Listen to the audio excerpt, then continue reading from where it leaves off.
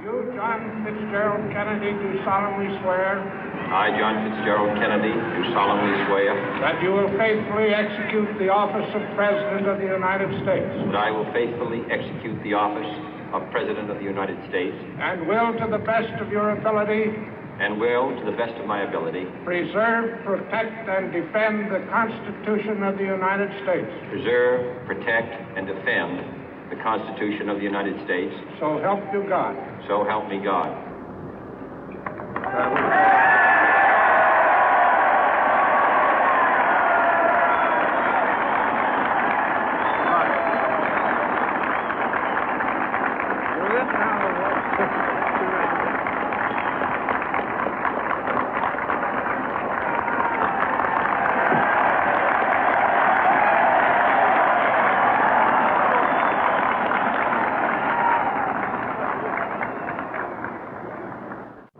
Vice President Johnson, Mr. Speaker, Mr. Chief Justice, President Eisenhower, Vice President Nixon, President Truman, Reverend clergy, fellow citizens.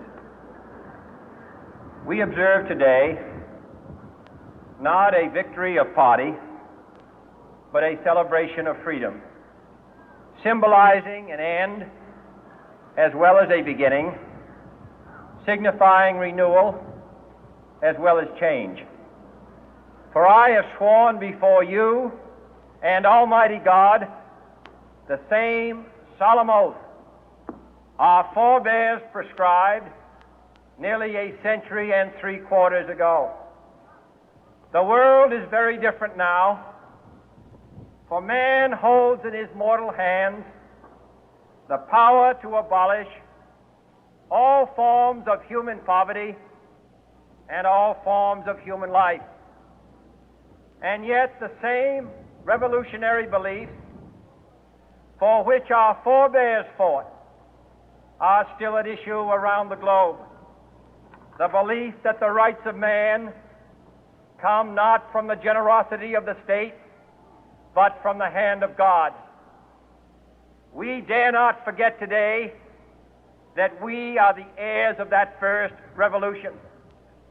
Let the word go forth from this time and place to friend and foe alike that the torch has been passed to a new generation of Americans born in this century, tempered by war, disciplined by a hard and bitter peace, proud of our ancient heritage, and unwilling to witness or permit the slow undoing of those human rights to which this nation has always been committed and to which we are committed today at home and around the world.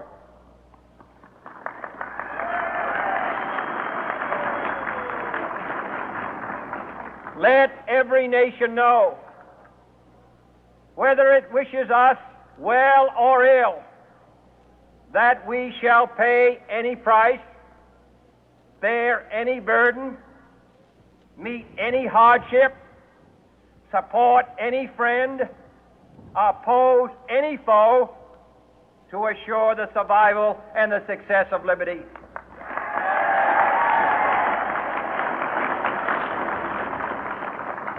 This much we pledge and more. To those old allies whose cultural and spiritual origins we share, we pledge the loyalty of faithful friends. United, there is little we cannot do in a host of cooperative ventures. Divided, there is little we can do, for we dare not meet a powerful challenge at odds and split asunder.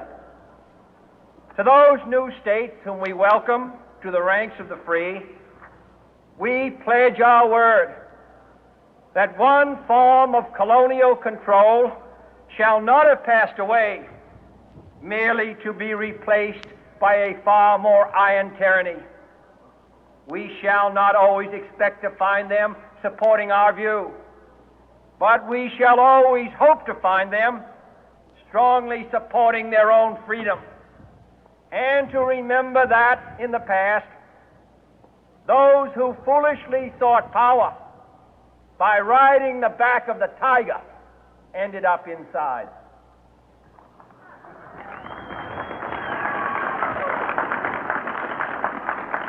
To those people in the huts and villages of half the globe struggling to break the bonds of mass misery, we pledge our best efforts to help them help themselves for whatever period is required, not because the communists may be doing it, not because we seek their votes, but because it is right. If a free society cannot help the many who are poor, it cannot save the few who are rich.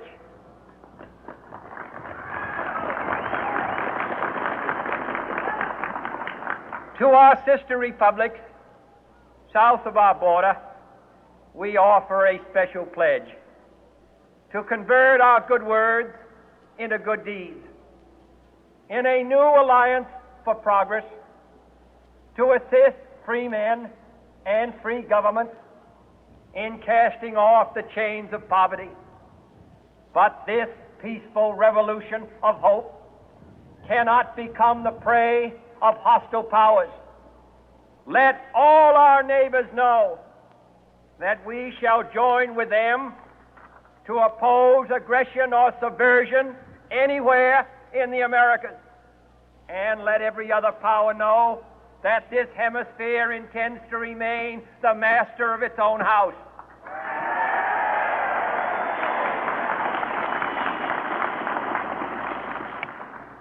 To that World Assembly of Sovereign States, the United Nations, our last best hope, in an age where the instruments of war have far outpaced the instruments of peace, we renew our pledge of support to prevent it from becoming merely a forum for invective, to strengthen its shield of the new and the weak, and to enlarge the area in which its writ may run. Finally, to those nations who would make themselves our adversary, we offer not a pledge, but a request that both sides begin anew the quest for peace. Before the dark powers of destruction, unleashed by science, engulf all humanity in planned or accidental self-destruction, we dare not tempt them with weakness, for only when our arms are sufficient beyond doubt can we be certain beyond doubt that they will never be employed. But neither can two great and powerful groups of nations take comfort from our present course, both sides overburdened by the cost of modern weapons, both rightly alarmed by the steady spread of the deadly atom, yet both racing to alter that uncertain balance of terror that stays the hand of mankind's final war. So let us begin anew, remembering on both sides that civility is not a sign of weakness, and sincerity is always subject to proof. Let us never negotiate out of fear, but let us never fear to negotiate.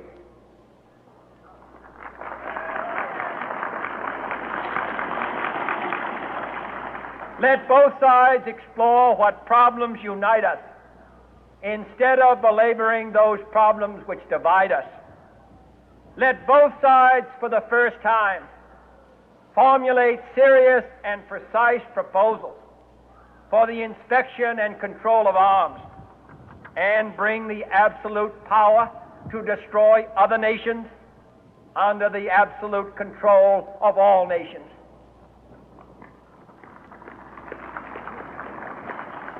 Let both sides seek to invoke the wonders of science instead of its terrors. Together, let us explore the stars, conquer the deserts, eradicate disease, tap the ocean depth, and encourage the arts and commerce.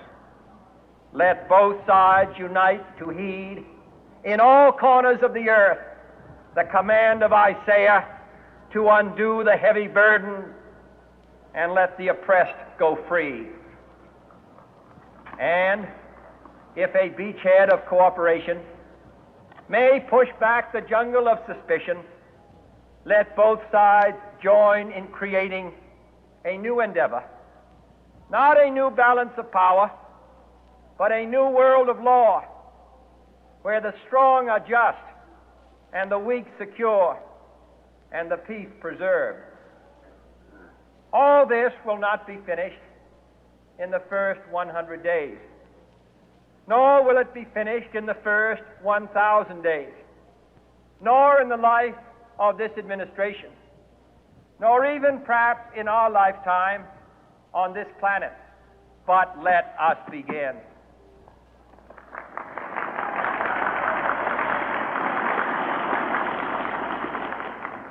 In your hands, my fellow citizens, more than mine, will rest the final success or failure of our course.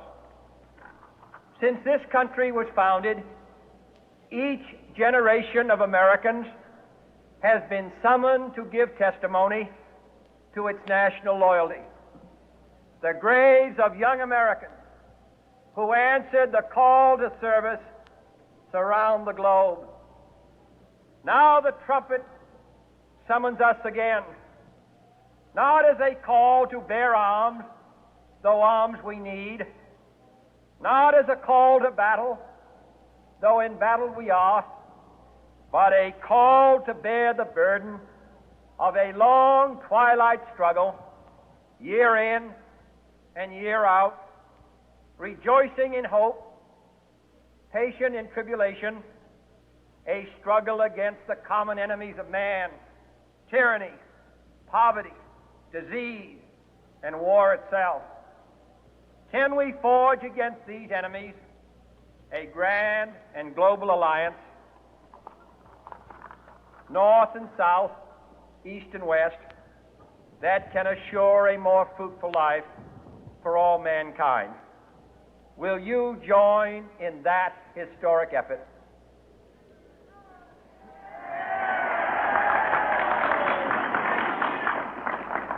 In the long history of the world, only a few generations have been granted the role of defending freedom in its hour of maximum danger. I do not shrink from this responsibility. I welcome it.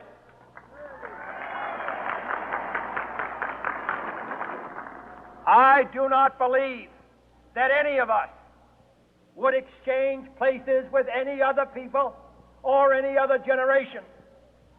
The energy, the faith, the devotion which we bring to this endeavor will light our country and all who serve it.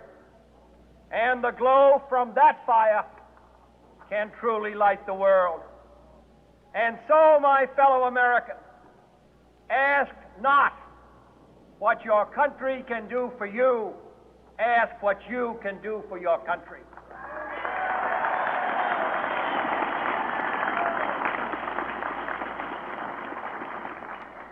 My fellow citizens of the world, ask not what America will do for you, but what together we can do for the freedom of man.